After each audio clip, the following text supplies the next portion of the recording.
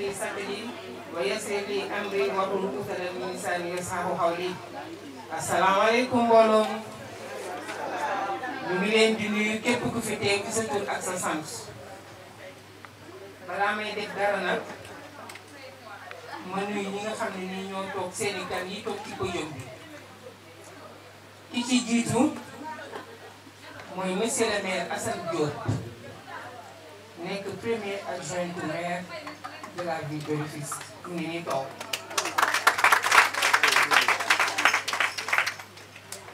kii ci sama wet nii nekk madame le maire Aminata Déthié Seck nekk présidente départementale bu PASTEF. Assane Diop mooy président départemental bu PASTEF moom tamit moo ngi nii toog ci sama ndeyjoor. kii toog nii ci sama ndeyjoor tamit mu nekk Bijou Diagne ñu koy dalal di ko jaajëfal di jaajëfal délégation bi ngeen àndal yëpp. di jaajëfal tam képp koo xam ne nii toog na fi muy ñëw pour conférence de presse bi. léegi nag incha allah ci kàttanu yàlla ñu ngi commencé pour liiral leen suñu discours bi xam ne moom moo tax ñu tey tey. Discours de renaissance et d'engagement pour le parti pour le progrès et la citoyenneté PPC. C'est avec une immense joie que nous nous dressons devant cette illustre assemblée. En réalité, nous avons devant nous la vraie famille de Feu Mbaye Jacques Diop, fondateur et mentor exemplaire du Parti pour le progrès et la citoyenneté PPC. Un homme dont l'évocation juste de son nom suffit pour le présenter. C'est également un moment de prière à l'endroit de ce grand homme républicain qui, toute sa vie durant, a placé toutes ses actions au service du Sénégal et de son terroir Rufisque. Puisse Dieu, dans sa bonté infinie, l'accueillir au centuple de ses œuvres. Si certains ont leur ardenne ou leur cohérence enfance, au Sénégal, nous avons notre Rufisque. Avait-il l'habitude de dire, il poursuivait en disant, je cite, j'ai osé. Ces propos sont pour nous et nous sommes convaincus qu'ils le sont également pour vous, un socle pour tenir debout. Merci, cher mentor, pour ces vertus que vous nous avez inculquées, car, contrairement à ce qu'ils disaient, la roche foucade, les vertus se perdent dans les intérêts comme les fleuves se perdent dans les mers. Nous sommes restés dignes par rapport à vos enseignements. Un parti politique, c'est le respect de tous ses membres, car ceux-ci sont des porteurs de voix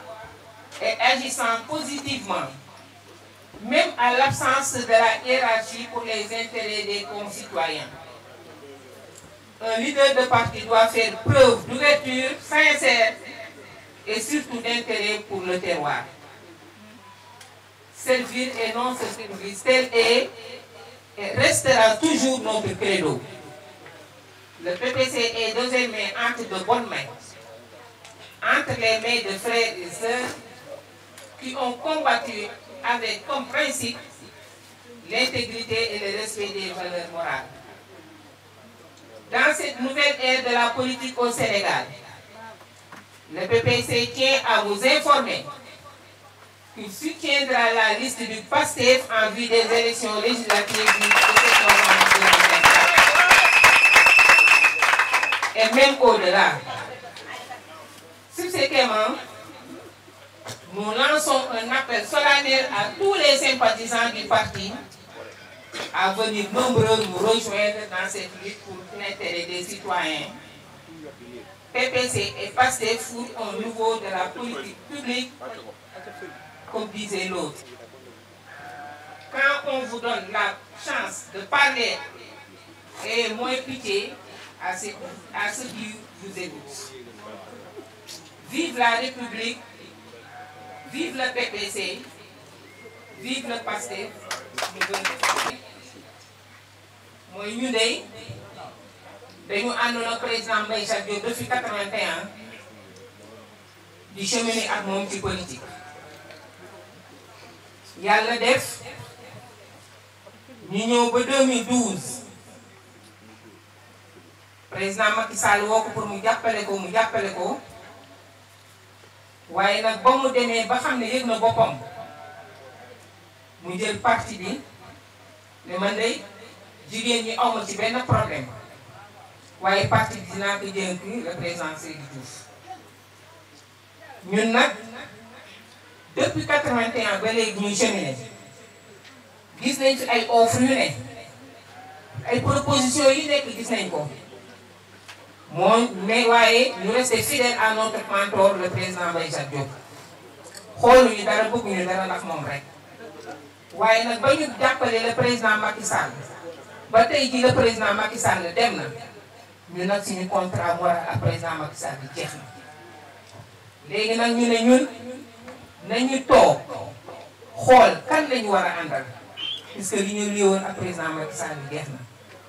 ñu toog xool coalition yëpp gis ne ñun daal liste Pastef moo dal suñu xel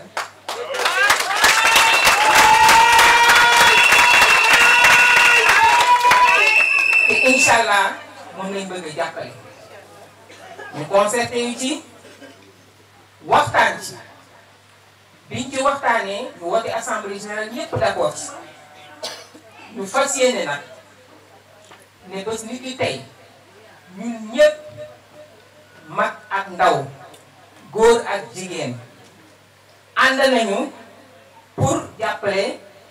liste Pastef ci élection législative may wax na tey jii jigéen ñi mouvement des femmes ñu ngi fi tey jii le coordonnateur national du PPC yenn na fi tey jii les jeunes ñu ngi fi xale góor yaa ngi fi tey jii ki nga xam ne mooy Aram Diop yeble na fi donc instance su parti bi yëpp am nañ fi ay représentants yeble nañ fi donc monsieur les responsables du PASTEF waa PPC ñu ngi noonu ñu ñaan yàlla suñu borom suñu ànd bii yàlla bu ci kenn réccu dara ànd bu ñu am yaakaar na ndax lii tax ñu ànd ak yéen dañu gis ne le président Diomaye ak son premier ministre Ousmane Sonko population yi ñoo leen jox majorité fal leen avec plus de 54%. donc nag kooku nga xam ne Sénégal moom lañ wóolu ñun bu fekkente ne législative bi dafa jot devoir la ñun ñu jàppale leen ñun ñu jàppale leen ndax lan ñun ñu jàppale ndax réew mi dal réew mi am dal d'abord ñu jàppale leen ndax mébét bi ñu am ci yóbbu Sénégal fu sore sore bu ñu lay joxe une majorité écrasante à l'Assemblée nationale ñu yóbbu Sénégal fu gën a sore pour que kenn ku ci nekk ci population yi gis ci boppam te nag am nañ ci yaakaar torop te xalaat nañ ne loolu bu ñu leen joxee majorité à l'Assemblée nationale boo ëllëgee kenn ku ci nekk dina ci gis boppam loolu daal moo tax ñu choisir ànd ak Pastef di ñaan yàlla suñu borom Pastef bii ni ñu gagné woon 54% yal nañ gagné 80% de ko majorité écrasante à l'Assemblée nationale. waaye nag may wax ne ñun ñi fi toog ñëpp nous réitérons notre ancrage dans le PPC ndax nag ñun PPC ba muy door ñun ñi ñoo ko juddu ñoo ko génne ñoo ko tette ñoo ko yar ba mu toll fii wante nag PPC kenn gënuñu ci régime PPC suñu PPC la te ñun duñu mus a bàyyi PPC ndax nag PPC gii ñun moom lañu xam moom lañu am te mooy suñu lépp te fu ñuy dem tam dañuy ànd ak moom la preuve mooy gis ngeen fii lii instance yëpp ñoo ñuy représenté loolu moo leen war ne PPC ànd na ak Pastef pour jàppale ko pour ñu gagner avec une majorité écrasante à l'Assemblée.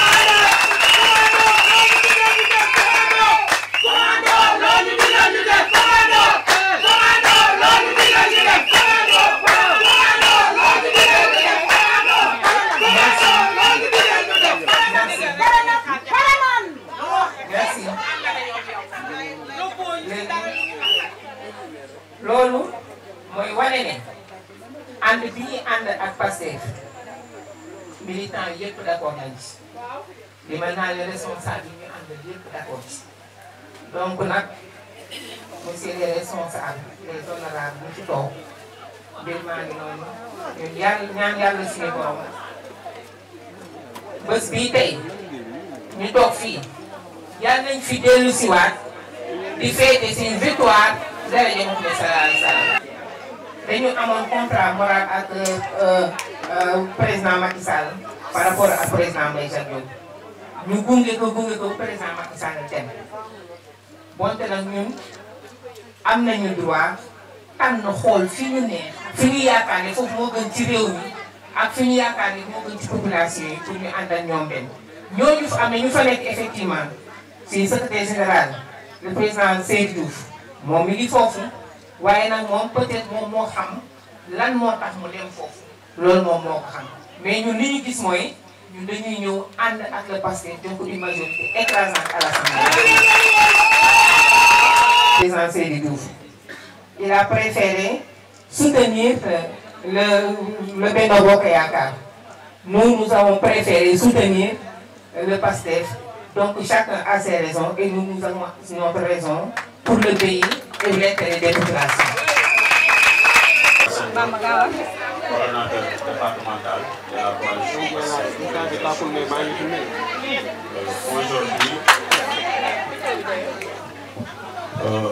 aujourd'hui je suis accompagné des responsables de PASTEF mais également des alliés. À ma droite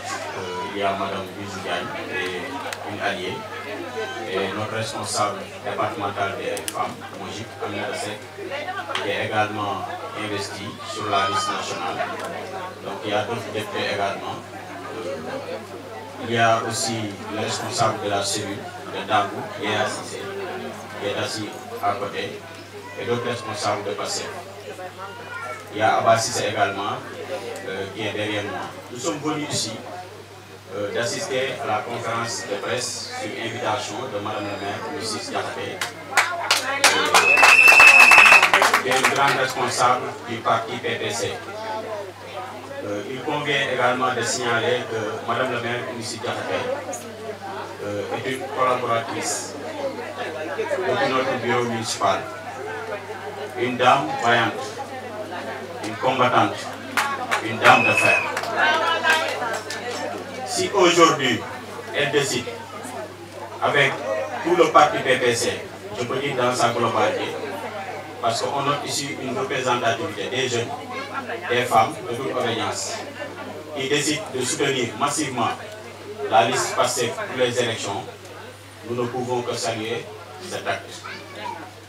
Nous l'accueillons ouvertement, lui souhaitons la bienvenue avec tout son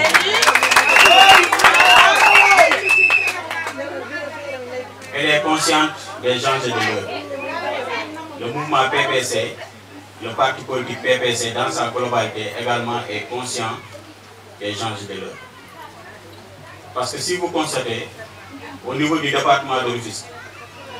le Premier ministre, le président de la République, Bassirou Diomaye Faye, son gouvernement accorde beaucoup d'importance au département de Rufisque. Nous avons 5 investis sur la liste nationale, y compris le département. Je pense que ça c'est une première dans l'histoire politique du Sénégal. Donc je veux dire que le département de Rufisque est bien servi. Ça seulement est une raison de voir l'ensemble des autorités rufisquoises autant pour moi, les maires, mais également les présidents de mouvement soutenir la liste départementale de PASTEF. Je peux noter le maire de la ville, Dr Oumar Cissé, le maire du Nord, Assane Kassé, le maire de Sendou, Arouna Ndoye, le maire de Yen, Mansmeng, le maire de Diamniadio. Et aujourd'hui, si on accueille un soutien de taille, à savoir le PPC, que nous connaissons bien, sous la houlette de cette grande dame chevronnée, Mme Lucie Diakhaté,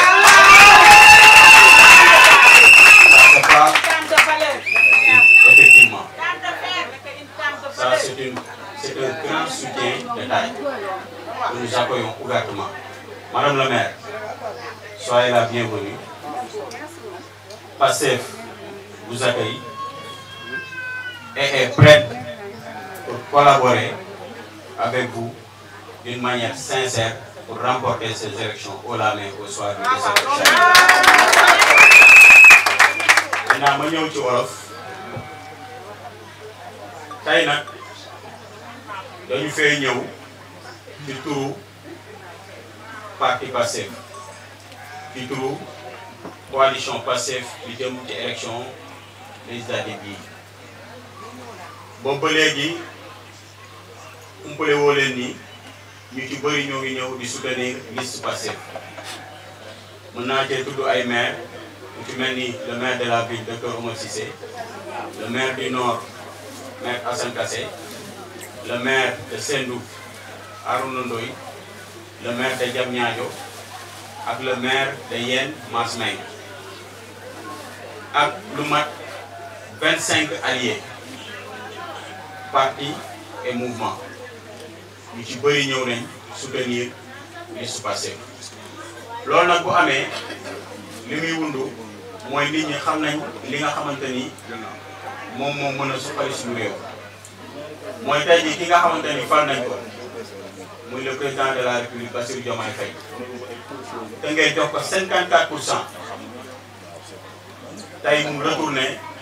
delloo Tëngéej à travers son premier ministre investir 5 députés sur la liste nationale ak liste départementale kenn ngi nii suñu wet toog ñu madame Aminata Diété Seck adjointe au maire investir ab jeune Saliou Dione 3e dëkk Bargny tête de liste bi di Issa Dione dëkk Tivaouane Peulh Khady Sarr dëkk Rufisque Ouest Habib Kane dëkk Nord Soxna Ciss dëkk Diamniadio Ibrahima Mbaye magi Pastef dëkk Diokoul Salimata Dieng également mën naa ni 6e dëkk Tëngéej waaye am tànk fële nga xamante ni mooy Dakar ñu gis ne kon Rufisque cëral nañ ko bu baax a baax ci ñi nga xamante ni ñoo war a dem teewal Sénégal teewal Tëngéej fële ci pencum ndaw réew kon tey ñi nga xamante ni ñoo nekk ci géopolitique Tëngéej loolu rek nekk na acte boo xamante ni salué nañ ko ba mu tax ba mu poussé leen à ce que ñu ñëw soutenir la liste Pastef loolu benn la beneen bi mooy réew bi dafa am fu mu toll foo xamante ni kii nga xamante ni mooy président de la République dañu koo jox oto ci misaal ci élection yi ñu jëm waaye joxaguñ ko caabi ji nag mooy jox ko une majorité confortable au soir du 17 novembre pour ñu am plus de 150 députés pour gën a mener suñuy politique publique loolu tey moo soññ ku ci mel ni madame la maire miy toog may wax ni suñu lëkkaloo ak moom doorul tey jii ndax kat man moom ak Aminata Diété miy toog ñoo bokk benn bureau municipal mu yor fa liggéey bu am solo nag bu am solo yor commission di ko doxal nekk suñu conseiller ñu jàppee ko yaay ñenn ñi Tëngéej kese ñor ko képp ku dëkk Tëngéej rek souhaité nga liggéey ak jëmm ju mel nii. kon tey nag man maa njëkk a sant yàlla ndax yàgg na lu mu xewle lu jëm ci anniversaire Mbaye Diack Diop ñu koy ñaanal bu baax a baax di ñaan yàlla suuf ay fi toog saa yi ko xewlee def ñu yónnee invitation ñu def délégation dem fa ñu gis foofu na muy mel ak na fa mbooloo mi di teewee loolu rek waa Tëngéej war nañ cee sant ndax chaque année mu organisé ko kon tey bu nekkee ab actrice politique nekk une dame de fer conscient des enjeux ibbi bëtam war a yéey yàbb ci ni politique di doxee gis ni réew mi fi mu jëm soutenir ñii fi ne mooy yoon moom mu dajale ñi nga xamante ni ñoo nekk PPC ñëpp mag ndaw góor ak jigéen gis nañ ñi ñëpp teew nañ décidé ne sans rien y attendre amul benn intérêt boo xamante ni ñoo ngi ko ciy xaar réew mi jag réew mi développé suqali rek moo leen indi loolu ñun du ñu def lu dul di leen sant di leen gërëm di leen remercier ci jàppale bi nga xamante ni ñëw nañ ci ko jàppale liste Pastef bu ko defee président de la République mën a am majorité mën a teg réew mi sur les rails du développement